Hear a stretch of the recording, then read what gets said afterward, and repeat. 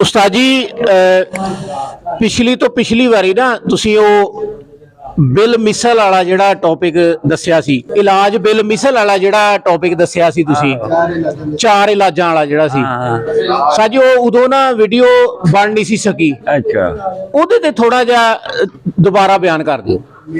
वो इलाज जड़ा ना वो आंदे भी होम्योपैथी करती है ना इलाज बिल मिसल। हाँ जी, इलाज बिल मिसल कला मुकम्मल नहीं हैगा, ठीक है। ये चार किस्म के इलाज है। मिसल दे विच भी एक इलाज बिल मिसल है जी, ठीक है। वो है कि जेड़ी उस नूं दवाई चाहिए ओही दित्ती जावे, ठीक है। यानी कि जेड़ी ओदे बीमारी बन गई है। मसलन एक बंदा आंदा तुहाडे कोल खुश्क होया, ਉਹਦੇ ਹੱਥ ਪੈਰ ਆਕੜੇ ਆ ਤੇ ਉਹਨੂੰ ਤੁਸੀਂ ਖੁਸ਼ਕ ਦਵਾਈ ਦਿੰਦੇ ਜੇ, ਉਹ ਠੀਕ ਹੋਊਗਾ ਜਾਂ ਹੋਰ ਬਿਮਾਰ ਹੋ ਜਾਊਗਾ? ਉਹ ਹੋਰ ਆਕੜ ਜਾਊਗਾ। ਇਲਾਜ ਬਿਲ ਮਿਸਲ ਜਿਹੜੇ ਕਰਦੇ ਆ ਨਾ, ਉਹ ਆਂਦੇ ਵੀ ਉਹੋ ਹੀ ਦਵਾਈ ਦੀ ਜਿਹੜੀ ਮਰਜ਼ ਹੋ। ਬੰਦਾ ਤਾਂ ਅੱਗੇ ਖੁਸ਼ਕ ਹੋਇਆ, ਉਹਨੂੰ ਟੀਬੀ ਹੋਈ ਆ, ਉਹਨੂੰ ਖੂਨ ਆ ਰਿਹਾ ਤੇ ਆਇਆ, ਉਹਨੂੰ ਖੂਨ ਦੀਆਂ ਬੋਤਲਾਂ ਲਾਉਣੀਆਂ ਸ਼ੁਰੂ ਕਰ ਦਿਓਗੇ ਤੇ ਖੂਨ ਤੇ ਹੋਰ ਜ਼ਿਆਦਾ ਆਵੇਗਾ। ਖੂਨ ਰੋਕਣ ਵਾਲੀ ਸ਼ੈ ਲੱਭਣੀ ਕਿਹੜੀ ਆ? ਇਲਾਜ ਬਿਲ ਮਾਲਾ ਅਗਲੀ ਉਸਨੂੰ ਤਹਿਰੀਕ ਦੇ ਦਿਓ। ਇਲਾਜ ਬਿਲ ਮਾਲਾ ਕਰੋ। ਇਲਾਜ ਬਿਲ ਮਾਲਾ ਦਾ ਮਤਲਬ ਇਹ ਹੈਗਾ ਕਿ ਉੱਥੇ ਤਹਿਲੀਲ ਪੈਦਾ ਕਰੋ ਜਿਸਮ ਦੇ ਵਿੱਚ, ਉਹਦੇ ਵਿੱਚ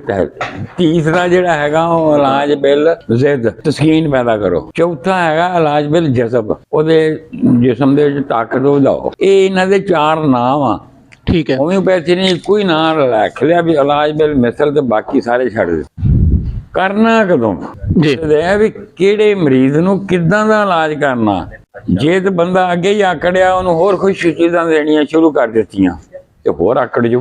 ਇੱਕ ਅੱਗੇ ਹੀ ਸੜਿਆ, ਅੱਗ ਨਾਲ ਸੜ ਗਿਆ, ਉਹਨੂੰ ਲਿਆਣ ਕੇ ਅੰਦਰ ਉਹਦੇ ਲਾਗੇ ਤੁਸੀਂ ਅੱਗ ਬਾਲ ਦਿੱਤੀ ਹਲਕੀ ਹਲਕੀ, ਆਂਦੇ ਜੀ ਵੀ ਉਹ ਬਹੁਤ ਘੱਟ ਮੈਂ ਕਲੀਲ ਮਕਦਾਰ ਚ ਦਵਾਈ ਦੇ ਤੇ ਉਹ ਹੀ ਦਿਲ ਦੇ ਉਹਦਾ ਬਣ ਜਾਂਦਾ। ਇਹ ਨਹੀਂ ਹੋ ਸਕਦਾ।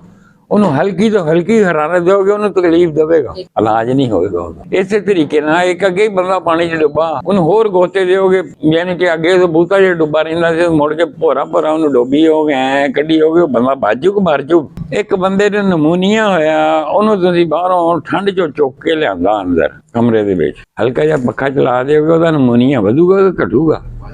ਇਲਾਜ ਬਿਲ ਜਜ਼ਬ ਉਦੋਂ ਕਰਾਉਣਾ ਹੈ ਜਦੋਂ ਦਿਲ ਨੇ ਆਖਣਾ ਕਿ ਮੇਰੇ ਅੰਦਰ ਹੀਟ ਵੱਧ ਗਈ ਆ, ਮੈਂ ਤਹਿਲੀਲ ਹੋ ਰਿਹਾ, ਅਜ਼ਲਾਤ ਖੁਰ ਰਿਹਾ, ਉਹਨਾਂ ਦੀ ਕਮੀ ਆ ਰਹੀ ਆ।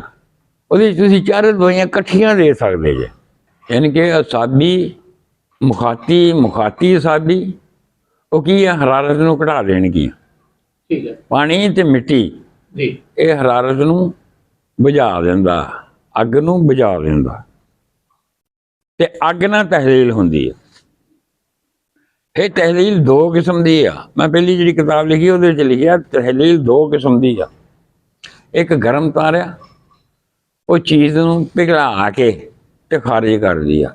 ਇੱਕ ਗਰਮ ਖੁਸ਼ਕ ਆ, ਦੂਸਰੀ ਉਹ ਜਲਾ ਕੇ ਖਤਮ ਕਰ ਰਹੀ। इलाज बिल जज़ब दी गल है। ਹਾਂ ਇਲਾਜ ਦਿਲ ਦੱਸ ਰਿਹਾ ਕਿ ਮੇਰੇ ਅੰਦਰ ਹਰਾਰਤ ਵੱਧ ਗਈ ਆ ਤੇ ਤਹਿਲੀਲ ਹੋ ਰਹੀ ਆ। ਹਰ ਮਰਜ਼ ਜਿਹੜੀ ਉਹ ਦਿਲ 'ਚ ਹੁੰਦੀ ਹੈ, ਬਾਕੀ ਜਿਸਮ 'ਚ ਕੋਈ ਮਰਜ਼ ਨਹੀਂ।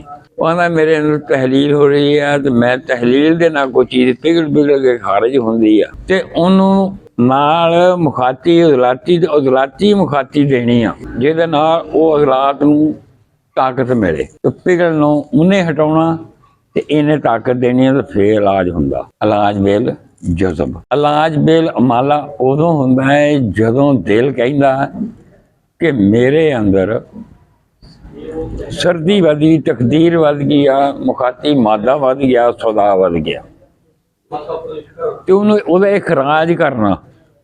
ठीक है। ਉਹ ਹੈਗਾ ਇਲਾਜ ਬਿਲ ਮਾਲਾ। ਦਿਲ ਆਖਦਾ ਹੈ ਕਿ ਮੇਰੇ ਅੰਦਰ ਬਲਗਮ ਵੱਧ ਗਈ, ਰਤੂਬਤਾਂ ਵੱਧ ਗਈਆਂ, ਉਹ ਹੈਗਾ ਹੈ ਉਹੀ ਇਲਾਜ ਬਿਲ ਮਿਸਲ। ਯਾਨੀ ਕਿ ਜਿਹੜਾ ਦਿਲ ਦਾ ਮਜ਼ਾਜ ਹੈ ਨਾ, ਉਹਦੇ ਮੁਤਾਬਕ ਦਵਾਈ ਦੇਣੀ। ठीक है। ਇਲਾਜ ਬਿਲ ਮਿਸਲ ਇਹ ਨਹੀਂ ਹੈਗਾ ਕਿ ਉਹੀ ਦਵਾਈ ਦਿੰਦੇ ਜਿਹੜੀ ਅੱਗੇ ਬਿਮਾਰੀ ਆ, ਨਹੀਂ। ਇਲਾਜ ਬਿਲ ਮਿਸਲ ਉਹ ਹੈਗਾ ਜਿਹੜਾ ਦਿਲ ਆਂਦਾ ਵੀ ਮੇਰੇ ਅੰਦਰ ਆਹ ਚੀਜ਼ ਵੱਧ ਗਈ ਆ, ਤੈਨੂੰ ਘਟਾਓ। ਇਹ ਉਹ ਦਿਲ ਮਿਸਲ ਦੀ ਆ, ਮਿਸਲ ਦਿਲ ਦਾ ਇਲਾਜ। ਹਾਂਜੀ, ਅਗਰ ਦਿਲ ਆਖਦਾ ਕਿ ਮੇਰੇ ਅੰਦਰ ਇੰਤਹਾਈ ਖੁਸ਼ਕੀ ਹੋ ਗਈ ਹੈ, ਜਿਸਮ ਅੱਗੇ ਸੁੱਕਣ ਡਿਆ, ਉਹਨੂੰ ਮੁੜ ਕੇ ਖੁਸ਼ਕ ਦਵਾਈ ਜੇ ਥੋੜੇ ਦਿਓਗੇ ਤਾਂ ਮਜ਼ੀਦ ਉਹ ਆਕੜ ਜਾਏਗਾ।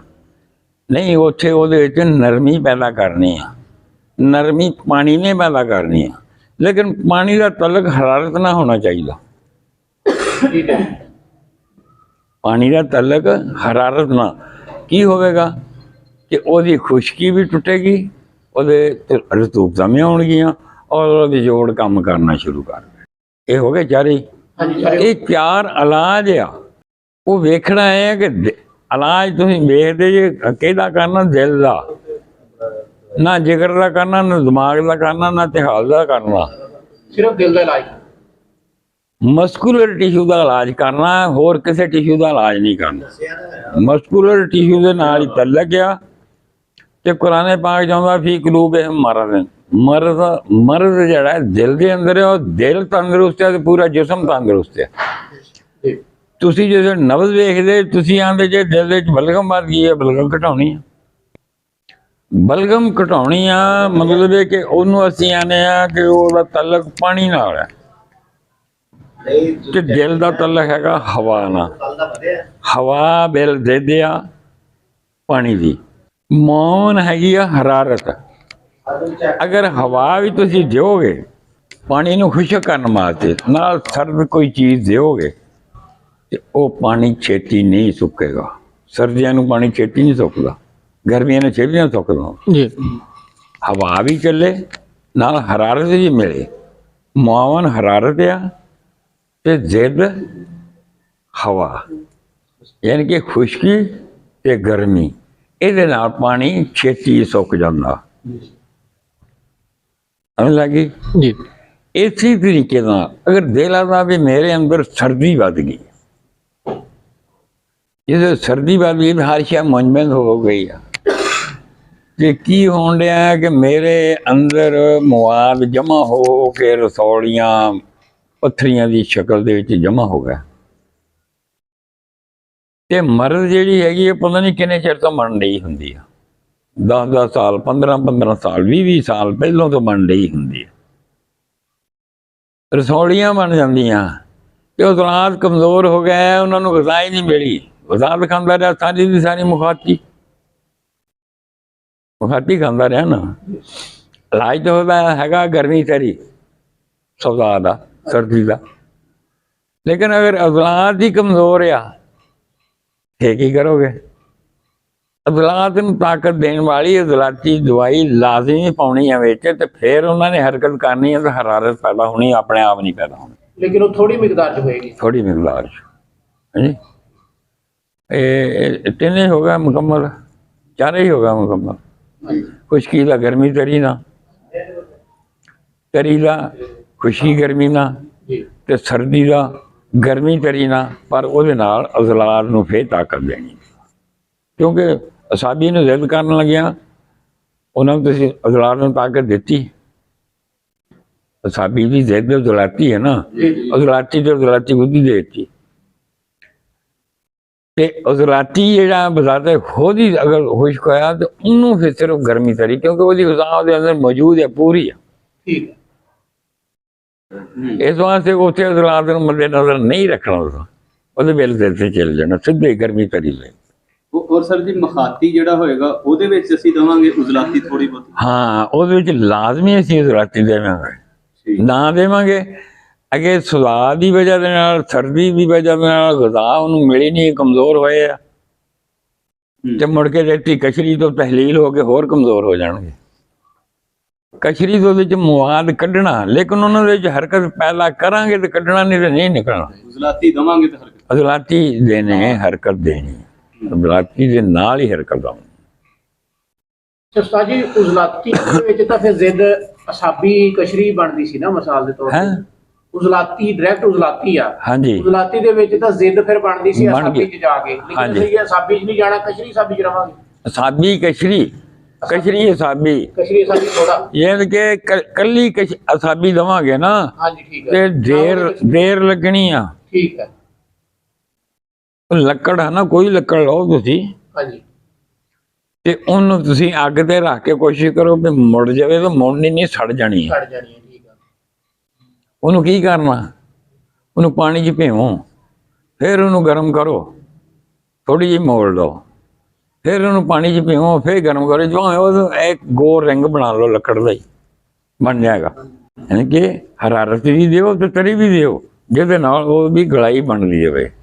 ਇਹ ਉਜ਼ਲਾਤ ਜਿਹੜੇ ਹੈਗੇ ਨੇ ਖੁਸ਼ਕ ਆ, ਤੇ ਖੁਸ਼ਕ ਚੀਜ਼ ਨੂੰ ਮੋੜਨ ਵਾਸਤੇ ਹਰਾਰਤ ਤੇ ਤਰੀ ਦੀ ਜ਼ਰੂਰਤ ਹੈ। ਨਿੱਜੀ ਤਰੀ ਨਾਲ ਨਹੀਂ, ਨਿੱਜੀ ਤਰੀ ਨਾਲ ਤਾਂ ਫਿਰ ਹੋਰ ਬਿਲਕੁਲ ਹੀ ਕਮਜ਼ੋਰ ਹੋ ਜਾਣਗੇ। ਔਰ ਹਨ ਵੀ ਹਰਾਰਤ ਇਹਦੇ ਮੁਤਲਕ ਜਿਹੜਾ ਆਮ ਅਸੀਂ ਸੋਚ ਲੈਂਦੇ ਆ ਕਿ ਅਸੀਂ ਕਸ਼ਰੀ ਦੇਣੀ ਹਾਂਜੀ ਮਖਾਤੀ, ਮਗਰ ਮੇਰੇ ਇਲਮ ਚ ਅੱਜ ਮੈਂ ਜਿਹੜਾ ਬਿਲਕੁਲ ਸਿੱਖ ਰਿਹਾ ਕਿ ਨਾਲ ਉਜ਼ਲਾਤੀ ਵੀ ਥੋੜੀ ਬਹੁਤੀ ਜ਼ਰੂਰ ਦੇਣੀ। ਉਜ਼ਲਾਤੀ ਇਸ ਵਾਰ ਦੇਣੀ, ਮੁਖਾਤੀ ਤਹਿਰੀਕ ਜਾਂ ਅਸਾਬੀ ਤਹਿਰੀਕ ਜਾਂ ਕਸ਼ਰੀ ਤਹਿਰੀਕ ਜਾਂ ਉਜ਼ਲਾਤੀ, ਚਾਰੇ ਤਹਿਰੀਕਾਂ ਇਹ ਨਹੀਂ ਵੀ ਅੱਜ ਹੀ ਬਣ ਗਈਆਂ, ਪਤਾ ਨਹੀਂ ਕਿੰਨੀ ਦੇਰ ਤੋਂ ਪਹਿਲੋਂ ਬਣ ਲਈਆਂ, ਫੇਰ ਮੁੜ ਕੇ ਹੌਲੀ ਹੌਲੀ ਮਰਜ਼ ਬਣੀ ਆ।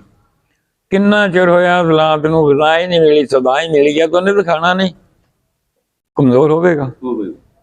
ਸ਼ੇਰ ਨੇ ਪੱਠੇ ਨਹੀਂ ਖਾਣੇ, ਕਮਜ਼ੋਰ ਹੋ ਜਾਏਗਾ। ਬੱਕਰੀ ਨੇ ਗੋਸ਼ਤ ਨਹੀਂ ਖਾਣਾ, ਕਮਜ਼ੋਰ ਹੋ ਜਾਏਗੀ। ਮਜ਼ੀਦ ਉਹਨੂੰ ਕਮਜ਼ੋਰ ਨਾ ਕਰੋ, ਸ਼ੇਰ ਨੂੰ ਉਹਦੇ ਅੱਗੇ ਗੋਸ਼ਤ ਸਿੱਟੋ, ਬੱਕਰੀ ਦੇ ਅੱਗੇ ਪੱਠੇ ਸਿੱਟੋ, ਉਹ ਦੋਵੇਂ ਤਾਕਤ ਆ ਜਾਣਗੇ। ਇਸੇ ਤਰੀਕੇ ਨਾਲ ਮੁਖਾਤੀ ਤਹਿਰੀਕ ਪਤਾ ਨਹੀਂ ਕਿੰਨੀ ਦੇਰ ਦੀ ਆ। ਅਗਰ ਤੁਸੀਂ